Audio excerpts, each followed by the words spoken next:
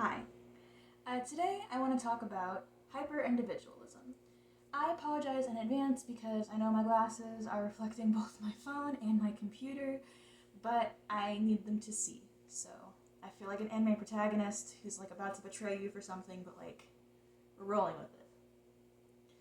One of the most defining factors of American society is how we relate to each other. If you ask a random person on the street to describe themselves, they'll often say something like, I'm blonde, or I'm smart, or I'm loyal.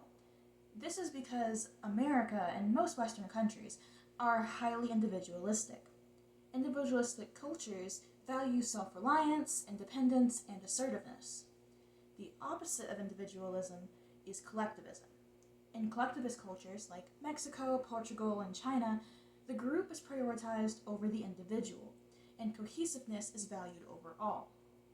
One can argue for either collectivism or individualism as being a better ideology, and there are pros and cons for each. However, in America, one of the faults of individualism is becoming apparent through the internet, an emerging internet culture. As we value individualism, so too has hyperindividualism risen in prominence. Hyperindividualism is the distilled version wherein people tend to act in highly individual ways without regard to society or their place in it. As reality and the online world merge, so too does this culture with the mainstream, most prominently in the form of identity politics. In the past 10 years, the use of the word non-binary has risen more and more as people have begun to identify outside of the common gender binary. According to Judith Butler, 2011, gender is referred to as a cultural fiction. It is the socio-cultural framework in which society constructs gender archetypes of either masculinity or femininity, led by two essentialist biological sexes, male and female.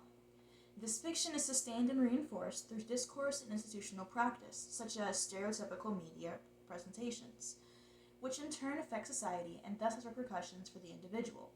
Sex, sexuality, and gender are not interchangeable subjects. In simplified terms, sex is about physical characteristics and sexuality is about sexual orientation.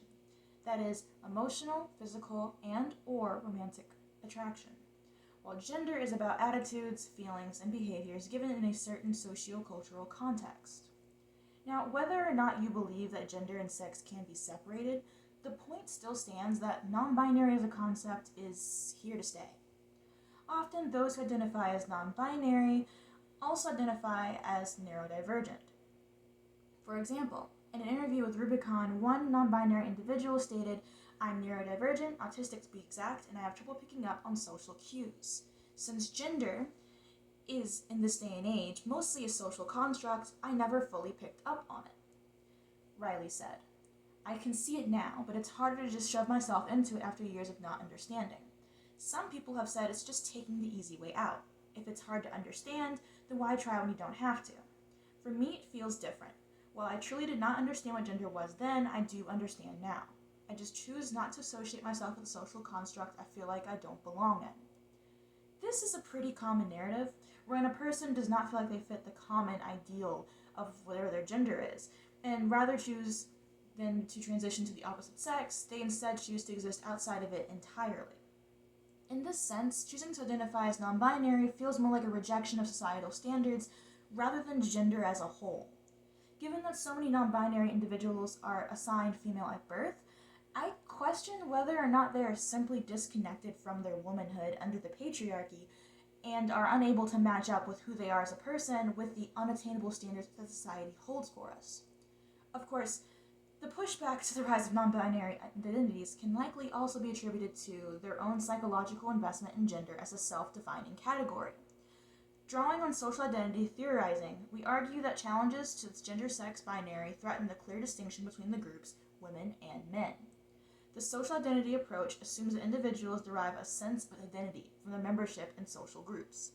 Because group memberships are consequential for people's sense of self, individuals become motivated to perceive self-defining groups as positive and distinct from relevant comparison groups. In the context of gender or sex, women and men who identify strongly with their gender or sex should be motivated to also see women as clearly different from men. Is that such a wrong concept? Despite how some modern policies have attempted to silence discussion on these differences, they still exist. Most people assigned female at birth have the ability to menstruate and carry children. They have ova and naturally produced estrogen. They are at risk for certain diseases and medical complications, and there are many differences between the cultural treatment of those assigned female at birth and those assigned male. Pretending that there aren't is a disservice to the different experiences and complications that people of different sexes will have, and can be potentially dangerous, especially in the medical field. Of course, it also calls into question the differences between collectivist and individualist cultures. You won't see this kind of discourse happening nearly as much in collectivist cultures like Mexico or in Asia. Over there, it's quite honestly a given. If you're born in a certain group, if you are in a certain collective at this point in time, whoever you're a part of is more important than you as the individual. You don't see the need to further define yourself as being a subsect of a subsect, or so on. The concept of multiple genders and sexualities has led to an expansion beyond just female, male, and non-binary. Hyper-specific sexualities and genders are not as popular or mainstream as non-binary is, but they are quickly gaining momentum, and have been around on platforms like Tumblr and TikTok for a long time. Sorry. They are more commonly known as MOGAI, which is an acronym standing for Marginalized Orientations and Gender Alignments or Identities and Intersex.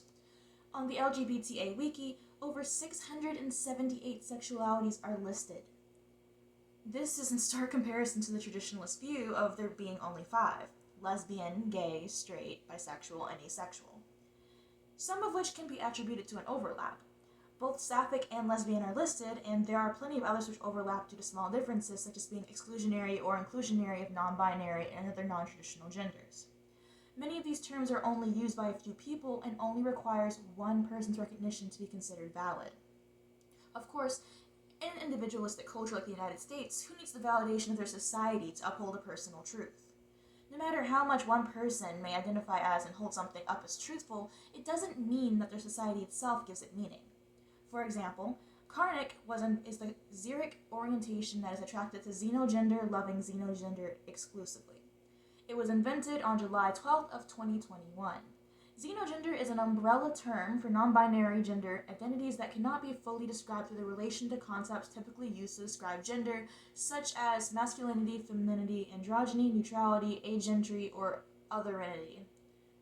I know it's a lot of words, and I don't know, and they don't all seem to make sense, but we're gonna roll through it. Instead, xenogenders can best be described through how they relate to things, beings, or concepts that most people don't think of as having to do with gender, such as animals, plants, things, or concepts. If only one person defines and believes in this being a real sexuality, is it a valid one? If it applies to only a single person, is this still a descriptor worthy of being noted?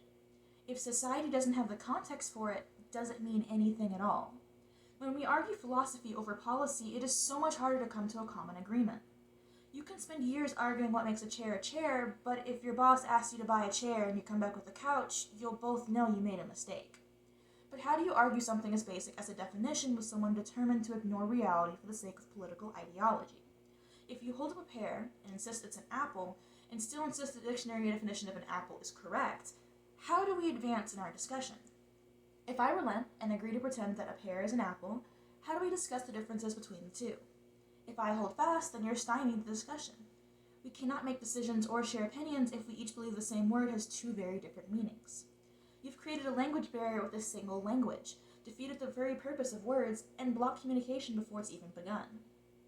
A similar pattern can be found in neopronouns, which are any set of singular third-person pronouns that are not officially recognized in the language they are used in, typically created with the intent of being a gender-neutral pronoun set. For example, instead of being referred to as he, him, a person might choose to be referred to as z, zir, or even something like z, per, denoting a noun gender. Without even going into the new system identities and the like, a simple question arises.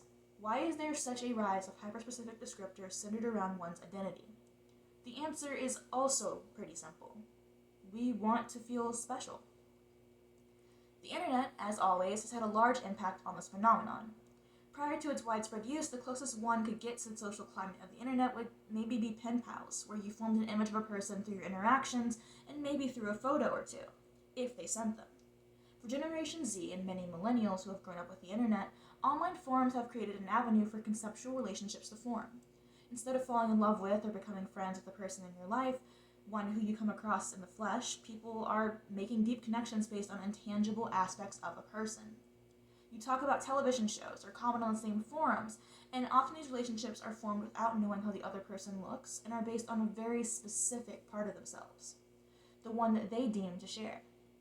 When you're used to viewing people as concepts instead of fully realized individuals, how can you view yourself as anything else? When you feel alone, and different from the stereotypes and ideals sold to you by the media, why wouldn't you latch onto the parts of yourself that feel the most individual? Additionally, with so much of ourselves up for view on the internet, so many of the experiences we think are solely our own end up being widespread and common. And no one likes to feel common. I think that over the course of the next few years, as the political divide lessens and unbiased research on gender and sexuality is allowed to commence once more, we'll be able to truly see if this is true. Are neopronouns and noun genders and living outside of the binary a scientifically proven experience? Or is it all just a symptom of the social problems we're experiencing today? This, dear viewers, is where we part. This subject was one that I actually spent a decent amount of time looking into and writing about. Like, the past at least 5 or 10 videos I've done have been all unscripted, mostly just me ranting at my camera. Here I am. I have an actual stand for my phone to be held on. I have a script here. And I have questions. Because honestly, I feel like this whole gender and identity divide is not making things any easier. To a certain extent, we want to be so individual that it's kind of hard to work in a group anymore. And I don't think that's sustainable in the long term. I feel like in a few years, if maybe a few more, maybe a few less, we'll eventually see this fall in on itself, and we'll see what comes out. So if you have any questions, concerns, ideas, let me know what you thought about this video in the comments below. Do you agree with my ideas on hyperindividualism? Do you think that neopronouns are valid? Do you think that gender is something we can separate from your sex? I'm interested in hearing what you have to say, and as always, be respectful, and I'll be respectful back. I'll see you guys next time.